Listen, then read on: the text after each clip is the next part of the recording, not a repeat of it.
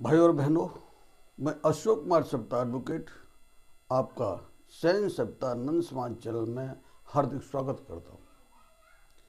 साथियों, दुनिया बदल रही है, भारत देश की तस्वीर बदल रही है, भारत की जनता की सोच और विचारधारा बदल रही है और साथ ही साथ हमारे समाज की सोच तथा विचारधारा भी बदल रही है।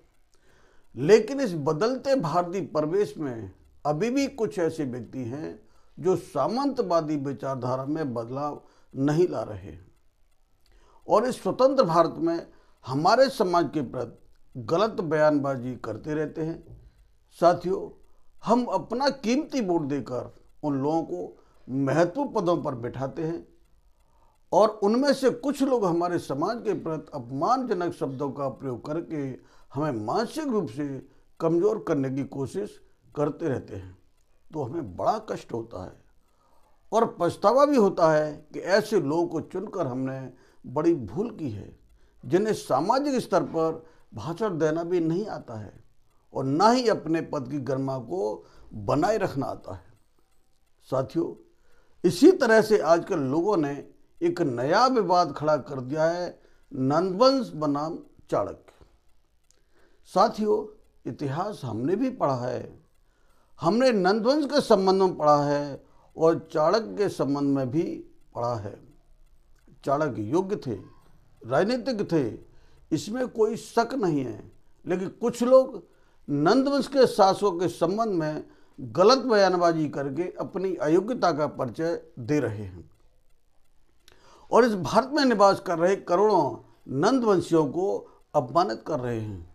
साथियों, लगता है ऐसे लोगों ने इतिहास को अच्छी तरह से नहीं पढ़ा है। हम बताते हैं कि नंदवंश के शासक वीर, योद्धा, पराक्रमी तथा कुशल प्रशासक थे। उन्होंने संपूर्ण भारत पर शासन किया। वे कुशल प्रशासक होने के साथ साथ उन्होंने अपनी शासन व्यवस्था को बहुत अच्छी तरह से स्थापित किया। जनता के हित के लिए नहरें खुदवाईं, सड़कें बनवाईं, धर्मशालाओं का निर्माण कराया, अपने राज्य की सुरक्षा के लिए अपनी सैनिक शक्ति को मजबूत किया। नंदवंश के शासक की सैनिक शक्ति को देखकर विश्व विजेता का सपना लेकर भारत की तरफ आने वाला महान सिकंदर बिना कुछ किए ही मैदान छोड़ के भाग गया। आखिर ऐसे महान शक्तिशाली शासक को लोगों ने हल्के में लेकर उनके संबंध में गलत बयानबाजी करके संपूर्ण भारत को गुमराह करने की कोशिश की है। साथियों, नंदवंश के संबंध में कुछ इतिहासकारों ने जानबूझकर पर्दा डालने की कोशिश की है, जो सरासर भारत के इतिहास के साथ अन्याय है। जबकि कुछ इतिहासकारों ने नंदवंश के शासकों को महान प्रतापी, योग्य, वीर योद्धा तथा प्रथम चक्रवर्ती सम्राट माना है और उनकी शासन व्यवस्था को बहुत ही अच्छा बताया है। साथियों, नंदवंश की शासन व्यवस्था को आगे चलकर चंद्रगुप्त मौर्य, बिंबिसार तथा सम्राट अशोक ने अपनाया। साथियों, आने वाली पीढ़ी इतिहास से बहुत बड़ा सबक लेती है।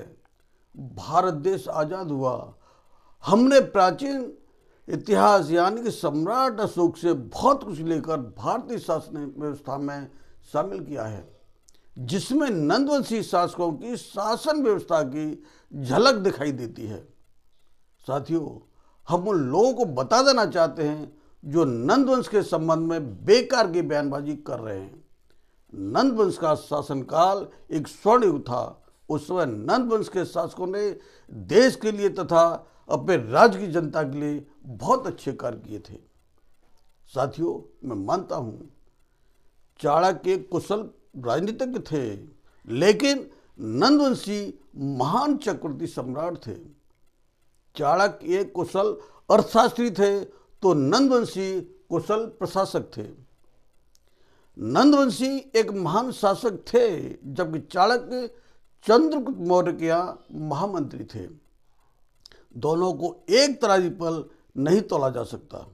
साथियों, लगता है नंदवंश के विरोधियों ने केवल चाणक्य के संबंध में ही पढ़ा है, नंद वंश के संबंध में उन्होंने न पढ़ा है न उन्हें कोई जानकारी है। नंद वंश शासक और चाणक्य दोनों ही भारतीय थे, दोनों अपन में क्षेत्र में महान थे और हम दोनों का ही सम्मान करते हैं। साथियों, मैं उन नंद वंश के विरोधियों को बता देना चाहता हूं कि इस भारत में चाणक्य के वंशज रहते हैं तो नंदवंशी शासकों के वंशज भी करोड़ों की तादाद में रहते हैं। नंद वंश का विरोध करने का मतलब है कि करोड़ों की आबादी वाले नंदवंशी समाज का विरोध करना, जो हमें कतई स्वीकार नहीं है। साथियों, मैं अपने समाज के बंधुओं से निवेदन करता हूं और कहता हूं कि आओ हम सब लोग मिलकर अपने समाज के गौरवशाली इतिहास को जानें, पहचानें और अपने समाज के मान सम्मान की रक्षा के लिए, राजनीतिक अधिकारों के लिए एकजुट होकर संघर्ष करें। साथियों, समाज हित में आप मेरे चैनल को लाइक करें, शेयर करें, सब्सक्राइब करें। धन्यवाद।